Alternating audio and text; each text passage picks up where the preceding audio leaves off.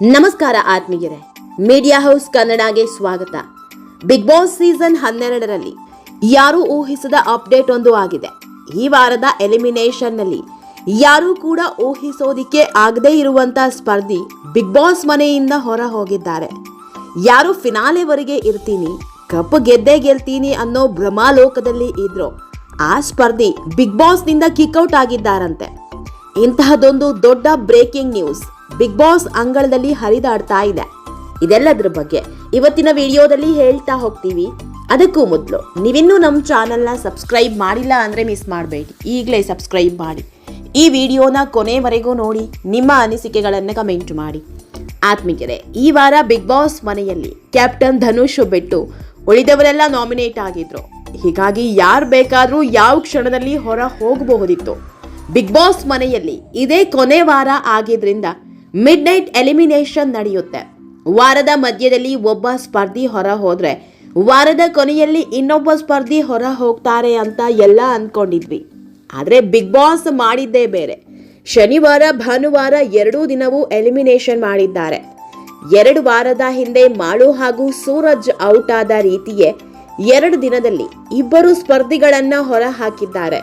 ಇದರಲ್ಲಿ ಮೊದಲು ಎಲಿಮಿನೇಟ್ ಆಗಿದ್ದು ಬೇರೆ ಯಾರೂ ಅಲ್ಲ, ನಟಿ ಕಾವ್ಯ ಶೈವ ಅಂತ ಹೇಳಲಾಗ್ತಾ ಇದೆ. ಈ ಸುದ್ದಿ ಬಹುತೇಕ ಖಾಯಂ ಅನ್ನೋ ಮಾಹಿತಿ ಹರಿದಾಡ್ತಾ ಇದೆ.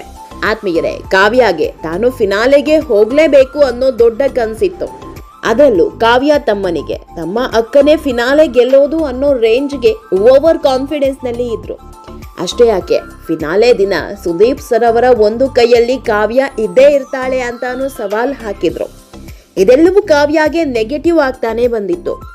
ಅದರಲ್ಲೂ 3-4 ದಿನದಿಂದ ಗಿಲ್ಲಿಯಿಂದ ದೂರ ಉಳಿದ ರೀತಿ ಫಿನಾಲೆ ಹತ್ತಿರ ಬರ್ತಾ ಇದ್ದಂತೆ ಗಿಲ್ಲಿಯನ್ನ ದೂರ ಮಾಡಿದ್ದು. ಸುದೀಪ್ ಸರ್ ಹಾಗೆ ಹೇಳಿದ್ರು, ಹೀಗೆ ಹೇಳಿದ್ರು. ನೀನು ಸುದೀಪ್ ಸರ್ ಬಳಿ ಆ ರೀತಿ ಮಾತನಾಡದೆ ಈ ರೀತಿ ಮಾತನಾಡಿದೆ ಅನ್ನೋ ರೀಸನ್ ಕೊಟ್ಕೊಂಡು ದೂರ ಆಗ್ತಿರೋದು ಬಿಗ್ ಬಾಸ್ ನೋಡೋ ವೀಕ್ಷಕರಿಗೆ ಬೇರೆ ರೀತಿಯೇ ಕಾಣ್ತಾ ಇದೆ. ಅದರಲ್ಲೂ ಸದ್ಯದ ಮಟ್ಟಿಗೆ ಬಿಗ್ ಬಾಸ್ ಮನೆಯಲ್ಲಿರೋ ಎಲ್ಲ ಕಂಟೆಸ್ಟೆಂಟ್ಗೆ ಹೋಲಿಸಿಕೊಂಡ್ರೆ ಕಾವ್ಯ ವೀಕ್ ಕಂಟೆಸ್ಟೆಂಟ್. ಇದೇ ಕಾರಣಕ್ಕೆಲ್ವಾ ರಘು ಕಾವ್ಯರನ್ನ ತಮ್ಮ ಟೀಮ್ಗೆ ಸೇರಿಸ್ಕೊಳ್ಳೋದಿಕ್ಕೆ ಹಿಂದೆ ಮುಂದೆ ನೋಡಿದ್ದು. ಕಾವ್ಯಗೆ ಟಾಸ್ಕ್ ಆಡೋದಿಕ್ಕೆ ಆಗಲ್ಲ ಅಂತ ಅಲ್ವಾ? ಅದರಲ್ಲೂ ನಿನ್ನೆ ನಡೆದ ಟಾಪ್ 6 ಟಾಸ್ಕ್ ನಲ್ಲಿ ಗಿಲ್ಲಿ ಮೇಲೆ ಕೂಗಾಡೋ ರೀತಿ ಬಿಗ್ ಬಾಸ್ ನೋಡೋ ಯಾವ ವೀಕ್ಷಕರಿಗೂ ಇಷ್ಟ ಆಗಿಲ್ಲ. ಗಿಲ್ಲಿ ಮೇಲೆ ಎಗರಾಡಿದ್ದ ಕಾವ್ಯ ತನ್ನ ಟಾಸ್ಕ್ ಆಡುವಾಗ ಟುಸ್ ಆಗಿ ಹೋದ್ರು. ಇನ್ನೊಬ್ಬರ ಮೇಲೆ ಎಗರಾಡುವಾಗ ಇರೋ ಕಿಚ್ಚು ತಮ್ಮ ಸರದಿ ಬಂದಾಗ್ಲೂ ಹಾಗೆ ಇರಬೇಕು ಅಲ್ವಾ? ನಿಜ ಹೇಳಬೇಕು ಅಂದ್ರೆ ಟಾಸ್ಕ್ ವಿಷಯ ಅಂತ ಬಂದ್ರೆ ಕಾವ್ಯ 0. ಗಿಲ್ಲಿ ಅಂದ್ಕೊಂಡೆ ಇಷ್ಟ ದಿನ ಬಂದ್ರೆ ಹೊರತು ಬೇರೇನೂ ಅಲ್ಲ. ಬೈ ಚಾನ್ಸ್ ಗಿಲ್ಲಿ ಏನಾದ್ರೂ ಕಾವ್ಯ ಹಿಂದೆ ಸುತ್ತಾಡ್ತಾ ಇರದೇ ಇದ್ದಿದ್ರೆ ಈ ಮಟ್ಟಿಗಿನ ಹೈಪ್ ಸಿಗ್ತಾ ಇರ್ಲಿಲ್ಲ ಬಿಡಿ. ಆದ್ರೆ ಕಾವ್ಯ ಫಿನಾಲೆಗೆ ಹೋಗ್ತೀನಿ ಅನ್ನೋ ಕನ್ಸಲ್ಲಿದ್ರು. ಆದ್ರೀಗ ಆ ಕನ್ಸೆಲ್ಲ ನುಚ್ಚು ನೂರಾಗಿದೆ. ಮುಂದಿನ ವಾರವೇ ಬಿಗ್ ಬಾಸ್ ಫಿನಾಲೆ ನಡೆಯಲಿದೆ. ಹೀಗಾಗಿ ಈ ವಾರ ಬಿಗ್ ಬಾಸ್ ಮನೆಯ ಟಾಪ್ 6 ಸ್ಪರ್ಧಿಗಳನ್ನ ಬಿಟ್ಟು ಉಳಿದವರೆಲ್ಲ ಮನೆಗೆ ಹೋಗಬೇಕು.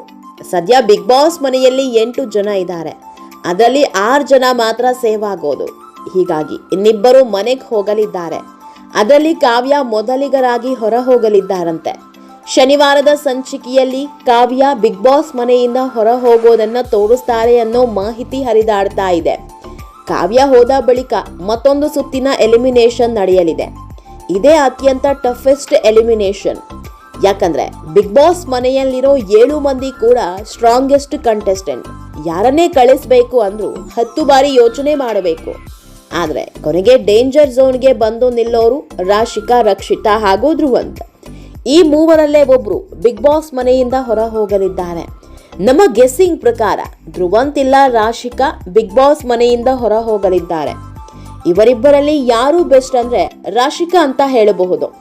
ರಾಶಿಕಾ ಟಾಸ್ಕ್ ಆಡೋದ್ರಲ್ಲಿ ಎತ್ತಿದ ಕೈ. ಯಾವುದೇ ಟಾಸ್ಕ್ ಬಂದ್ರೂ ನಾನು ಮುಂದೆ ಅಂತ ನಿಲ್ಲೋ ಹೆಣ್ಣುಮಗಳು. ಯಾವತ್ತೂ ತನ್ನ ಆಟವನ್ನ ಬಿಟ್ಕೊಟ್ಟಿಲ್ಲ. ಇಡೀ ಮನೆಯಲ್ಲಿ ಅತಿ ಹೆಚ್ಚು ಟಾಸ್ಕ್ ಗೆದ್ದ ಹೆಣ್ಮಗಳು ಅಂದ್ರೆ ಅದು ರಾಶಿಕಾ. ಹೀಗಾಗಿ ರಾಶಿಕಾ ಫಿನಾಲೆಗೆ ಹೋಗಬಹುದು ಅನ್ನಿಸ್ತಿದೆ. ನೋಡೋಣ, ಇನ್ನೆರಡು ದಿನದಲ್ಲಿ ಎಲ್ಲವೂ ಗೊತ್ತಾಗಲಿದೆ. ಆತ್ಮೀಯರೇ, ಈ ವಿಡಿಯೋ ನಿಮಗೆ ಇಷ್ಟವಾದಲ್ಲಿ ಲೈಕ್ ಮಾಡಿ, ಶೇರ್ ಮಾಡಿ, ಕಮೆಂಟ್ ಮಾಡಿ. ಇನ್ನೂ ನಮ್ಮ ಚಾನೆಲ್ನ ಸಬ್ಸ್ಕ್ರೈಬ್ ಮಾಡಿಲ್ಲ ಅಂದರೆ ಮಿಸ್ ಮಾಡಬೇಡಿ, ಈಗಲೇ ಸಬ್ಸ್ಕ್ರೈಬ್ ಮಾಡಿ.